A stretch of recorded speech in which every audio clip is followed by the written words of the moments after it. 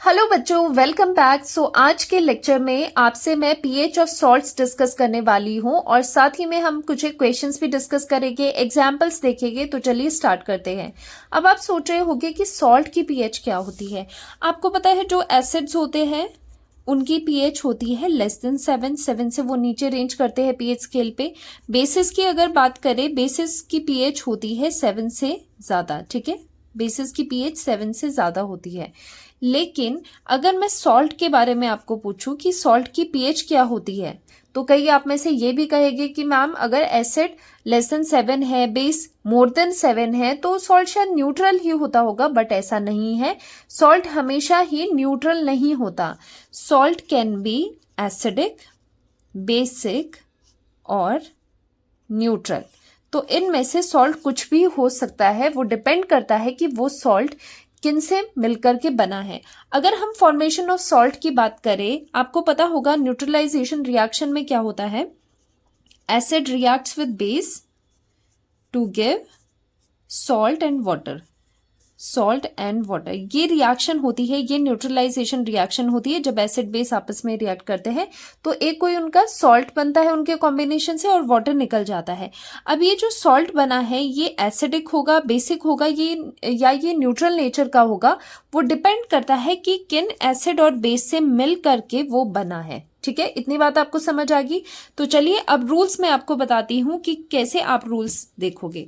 देखो, कभी भी स्ट्रॉन्ग एसिड और स्ट्रॉन्ग बेस आपके पास आ जाए, देखो यहां पर ये रूल समझ लेना। हमेशा सॉल्ट का पीएच, किसी भी सॉल्ट का आप नेचर बता पाओगे, पीएच उसका आइडिया लगा पाओगे। देखो यहां पर क्या है कि अगर आपके पास कोई एक स्ट्रॉन्ग एसिड है और स्ट्रॉन्ग बेस, क्योंकि एसिड बेस के कॉम्बिनेशन से ही सॉल्ट बनता है, पहला कॉम्बिनेशन हम लेते हैं। अगर स्ट्रॉन्ग एसिड और स्ट्रॉन्ग बेस आपस में मिलते हैं तो जो सॉल्ट बनेगा वो कैसा बनेगा। स्ट्रॉन्ग एसिड स्ट्रॉन्ग बेस से जो सॉल्ट बनता है आपके पास, salt will be neutral. Salt कैसा होगा, न्यूट्रल सॉल्ट होगा, क्योंकि ये भी स्ट्रांग है, ये भी स्ट्रांग है। दोनों ही स्ट्रांग चीजें एक दूसरे के इफेक्ट को न्यूट्रलाइज कर रही है। तो जो सॉल्ट में पीएच जाएगा वो क्या होगा, न्यूट्रल वाला होगा, पीएच 7 रहेगा। और सेकेंड केस हम ले लेते हैं। अगर आपके पास जो एसिड है वो वीक नेचर का है और जो बेस है वो स्ट्रांग है, स्ट्रॉन्ग बेस है। अगर ये चीज आप करते हो कि आपने यहाँ पर एसिड को वीक ले लिया और बेस को स्ट्रॉन्ग ले लिया, तो क्या होता है, हमेशा आप याद रखेगी इस तरह के कभी कॉम्बिनेशन आए तो जो स्ट्रॉन्ग चीज होती है, अगर कॉम्पिटिशन दो चीजों में हो रहा है कि सॉल्ट के पास कैसा नेचर जाएगा, एसिड का नेचर जाएगा या बेस का नेचर जाएगा, तो उसका डिसाइडिंग फैक्टर क्या होता है, जो स्ट्रॉन्ग चीज होती है। जो स्ट्रॉन्ग चीज होगी उसी का ही इन्फ्लुएंस ज्यादा होगा, उसी के अकॉर्डिंग चीजें चलेगी, जिसके पास ज्यादा पावर है, जिसके पास ज्यादा स्ट्रेंथ है। तो स्ट्रॉन्ग यहाँ पर बेस है, तो यहाँ पर जो रिजल्टिंग इन दोनों के कॉम्बिनेशन से, इन दोनों के न्यूट्रलाइजेशन से जो सॉल्ट बनेगा वो कैसे नेचर का होगा, वो बेसिक नेचर का होगा, क्योंकि यहाँ पर ये किससे बन रहा है, स्ट्रॉन्ग बेस से ये बन रहा है। तो सॉल्ट विल बी बेसिक। अब थर्ड केस करते हैं कि अगर ये स्ट्रॉन्ग एसिड है लेकिन बेस जो है वो वीक है, तो यहाँ पर स्ट्रॉन्ग चीज क्या है, स्ट्रॉन्ग है यहाँ पर एसिड। एसिड अगर स्ट्रॉन्ग है तो नेचर भी कैसा होगा, सॉल्ट का एसिडिक होगा। सॉल्ट का कैसा नेचर होगा, एसिडिक नेचर होगा। तो ये तीन चीजों से आप किसी भी सॉल्ट का पता लगा सकते हो कि किस तरह से उसका नेचर आएगा। तो ये चीज क्लियर होगी। जहां पर स्ट्रॉन्ग है, अगर दोनों ही स्ट्रॉन्ग है तो किसी का भी कैरेक्टर नहीं आएगा, क्योंकि दोनों एक दूसरे को बिल्कुल इक्वली टक्कर दे रहे हैं। तो जो सॉल्ट बन रहा है वो न्यूट्रल नेचर का बनेगा। सेकेंडली कि अगर कोई भी स्ट्रॉन्ग चीज आ रही है वीक कॉम्बिनेशन के साथ, तो स्ट्रॉन्ग का ही इन्फ्लुएंस होना है। जैसे स्ट्रॉन्ग बेस है तो बेसिक नेचर आया, स्ट्रॉन्ग एसिड था तो एसिडिक नेचर आया। तो यही सब है। तो यहाँ पर चार्ट हम फिल कर लेते हैं। स्ट्रॉन्ग एसिड, साथ साथ में देखो, strong acid and strong base neutralise करके क्या देते हैं, सॉल्ट देते हैं, सॉल्ट बनाते हैं। और ये सॉल्ट प्लस वाटर होगा। सॉल्ट कैसा होगा, यहाँ पर सॉल्ट होगा न्यूट्रल। ठीक है, वाटर आपको पता है कि वाटर तो बनता ही है, यहाँ पर जगह नहीं है तो वाटर को जरा स्किप कर लेते हैं। और ये न्यूट्रल बनेगा। और जो न्यूट्रल चीजें होती है उनके पीएच कितने होते हैं, उनका पीएच इक्वल टू 7 हो गया। तो देखो ऐसा एक सॉल्ट बना है जिसका पीएच 7 है, ये भी आपके पास आ गया। सेकेंडली अगर आपके पास वीक एसिड है और स्ट्रॉन्ग बेस है तो सॉल्ट का कैसा नेचर होगा, salt will B basic in nature. Basic क्यों है? क्योंकि स्ट्रॉन्ग चीज यहाँ पर क्या है? स्ट्रॉन्ग चीज यहाँ पर बेस है, तो यहाँ पर स्ट्रॉन्ग बेस है तो ये आ जाती है बेसिक। और साथ में अगर स्ट्रॉन्ग एसिड है और वीक बेस के कॉम्बिनेशन से जो सॉल्ट बनेगा उसका नेचर कैसे होगा? एसिडिक नेचर का होगा, क्योंकि वो स्ट्रॉन्ग एसिड से मिलकर के बना है। तो यहाँ पर पीएच आप देख पा रहे हो कि सॉल्ट, ऐसा सॉल्ट भी बन रहा है जिसकी पीएच 7 है, ऐसा भी बन रहा है जिसका पीएच ग्रेटर देन 7 है, और ऐसा भी बन रहा है सॉल्ट जिसका पीएच लेस देन 7 है। तो ये चीज हमारी सही होगी कि सॉल्ट एसिडिक भी हो सकते हैं, बेसिक भी हो सकते हैं, न्यूट्रल भी हो सकते हैं। वो एंटायरली डिपेंड करते हैं कि वो किस तरह के एसिड और किस तरह के बेस के कॉम्बिनेशन से वो सॉल्ट बन रहा है। तो एंटायरली इन दोनों के नेचर पर ही डिपेंड करता है सॉल्ट का पीएच। तो चलिए अब यहाँ पर क्वेश्चन करेंगे, और जो रिएक्शन हम इसमें फॉलो कर रहे थे, न्यूट्रलाइजेशन रिएक्शन, जैसे कि acid reacts with base to give salt and water. ठीक है, यही चीज हम यहाँ पर कर रहे हैं एसिड बेस की हेल्प से। अब देखो यहाँ पर K2SO4 है। अब मैं आपको बताती हूँ कि किस तरह से आप ये चीजें कर सकते हो। देखो अभी लास्ट लेक्चर्स में मैंने आपको बताया है कि कौन से स्ट्रॉन्ग एसिड्स होते हैं, कौन से वीक बेसिस होते हैं, strong acid, strong base, weak acid, weak base. तो वो चीजें आप लास्ट लेक्चर में देख लेना, एक चार्ट बना है, पीएच वाले लेक्चर में होगा शायद, तो वहां जाके आप देख लेना, आपको क्लियर हो जाएगा कि कौन से स्ट्रॉन्ग होते हैं एसिड और कौन से वीक होते हैं एसिड्स। ये सब चार्ट वहां पर देख लेना। अब उसके बेसिस पर यहाँ पर हम डिसाइड करते हैं कि ये सॉल्ट कैसे नेचर का होगा। देखो यहाँ पर ये सॉल्ट है, K2SO4 गिवन है, आपको बताना है इसका नेचर कैसे होगा, क्या ये न्यूट्रल है, क्या ये बेसिक है, क्या ये एसिडिक है। तो आपको क्या करना है, जैसे कि मैंने बताया है, सॉल्ट का नेचर डिपेंड करता है एसिड और बेस के नेचर पे। तो आपको यहाँ से एसिड और बेस बनाने हैं कि ये K2SO4 किस एसिड या बेस से मिलकर के बना होगा। तो वो चीजें आपको यहाँ पर लिखनी है कि ये किससे मिलकर के बना होगा।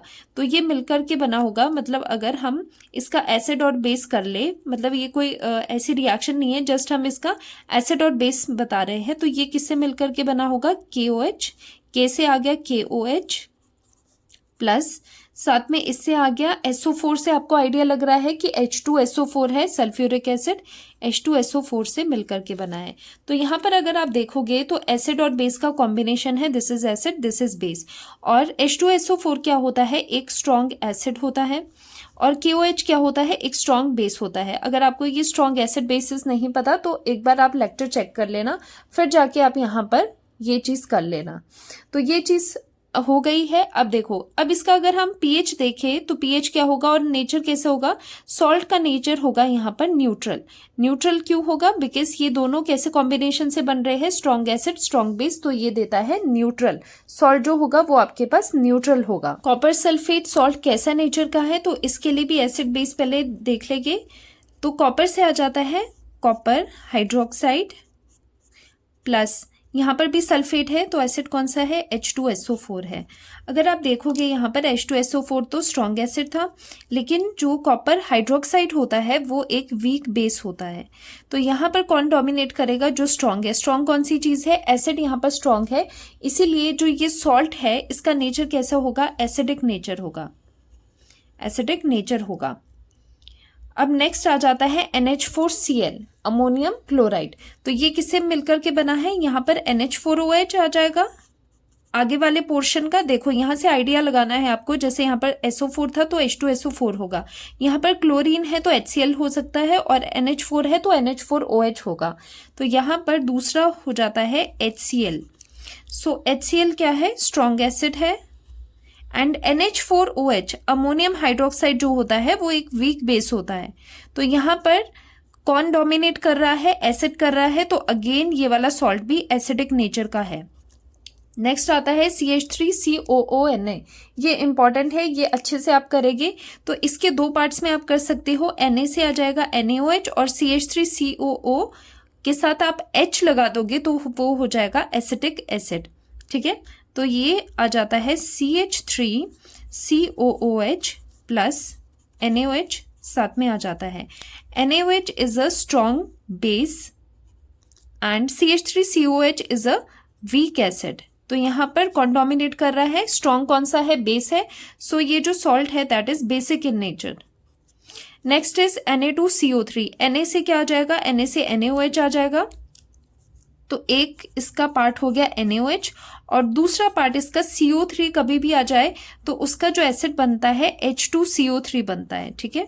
तो ये चीजें तभी मैं बार बार कह रही हूं कि आप एक बार पीछे जाके, पीछे जो लेक्चर्स है उसमें एक चार्ट देख लेना जिसमें आपको पता चल जाएगा स्ट्रॉन्ग और वीक एसिड बेसिस कौन कौन से होते हैं। ओके, तो चलिए अब यहाँ पर देखते हैं नेक्स्ट।